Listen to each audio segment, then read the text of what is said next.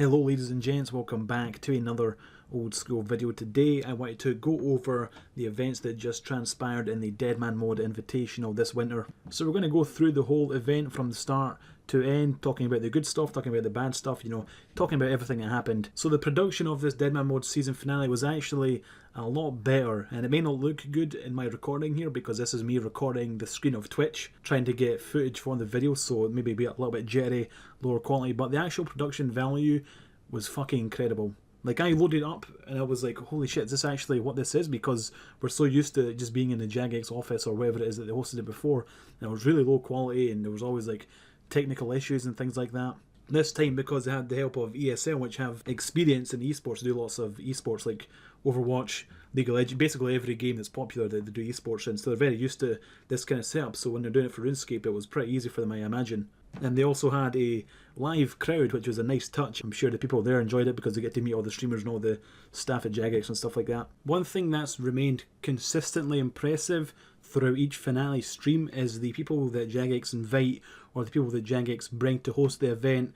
Today we had Archie Merchant as the two Jagex employees that were hosting it, with Ian and Skidler as their casters for the actual tournament. And every time without fail, the four people who Jagex trust to basically carry the event actually do a good job. You've got Archie and Merchant who do a good job sitting on the couch or interviewing the players. You've got Skidler and Ian who do a fantastic job at actually casting the game.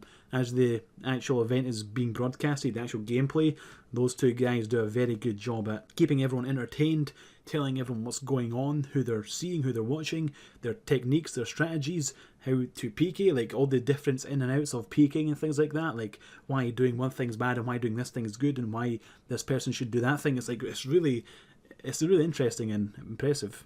During the event, they also had 4 popular personalities or streamers or PKers actually at the event on screen behind a computer, like you would sort of see like a professional StarCraft or League of Legends tournament with the actual players there on stage playing the game. And seeing that with the crowd cheering for them every time they got a kill or when they died, it was actually very entertaining and added to the overall experience and made it a little bit more enjoyable. So that was all the fantastic things, the production quality, the live crowd, the talent that they brought there, both for like casting it and analysing it on the couch, and the guys behind the screens, the streamers. That was all awesome. So now let's talk about the ending, like the final 5 minutes. As every other season finale of the Deadman mode thing, it's been a little bit lackluster. It's clan man mode up until the very last point where just like one player wins. And this really wasn't different. They promised change and they're like, oh yeah, it's all different now. There's like a barrier that people have to go through. They made the final arena of battle a place where it's one square to get in. Whoever came through, they just got piled on and they got destroyed instantly. There was no awesome battle at the end. It was just rot sitting in there for 30 minutes, and then as soon as someone walked through to get into the safe zone to fight, they got destroyed by rot. They got ice barrage, they got chin chompad blasted out of the universe. There was a clip of a clan getting absolutely destroyed from the point where the fog started hitting to where they died. It only took like 10 seconds, 15 seconds maybe. Uh-oh. Uh-oh. Oh shit, bruv. My brews are getting wasted. Wait, are you serious? Are you taking the piss? Bro, what is this? Man, what the fuck?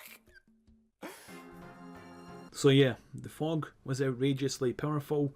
The middle area, the place where the awesome final battle was supposed to take place, was the only way you could get him was through one square where everyone just got piled as they tried to enter.